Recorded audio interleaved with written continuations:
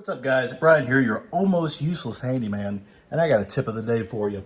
Your dryer keeps running, but it ain't getting hot, your clothes ain't getting dry. Hey, look, don't go running to Lowe's, spend $600 on a new dryer. I'm gonna tell you how to fix it yourself.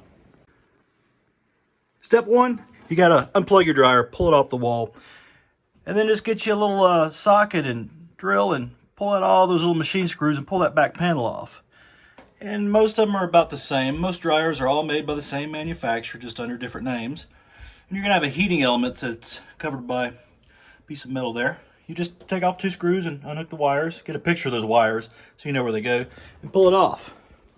And your heating element's gonna look like this. All right, you're gonna see that from the back. This is gonna be in the front. This is what gets hot when your dryer's running, all right? Check it out, you're gonna find yourself an ohm meter. Either you got one or you know somebody that does. They're really easy to find. You can get them at Lowe's pretty cheap. You're gonna flip it over to the ohms. That's the funny little omega sign, right? Look for 20 ohms. You're gonna check each terminal, and what you're looking for is about 50 ohms of resistance. This one's got nothing. So I can go back with my diode tester, and that's gonna tell me this is an open circuit, right? If it was a closed circuit, you'd hear a little beep. So what I found with this one is, these coils, they go through cycles of getting hot and cold, and it's just resistive wire. Over time, they'll fatigue, and this one broke.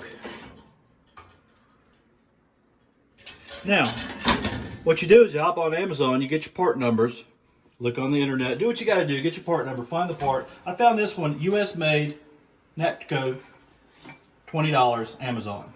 $20, or I go to Lowe's and spend $600 on a new dryer. Up to you, but I'm cheap and almost useless. That's your tip of the day.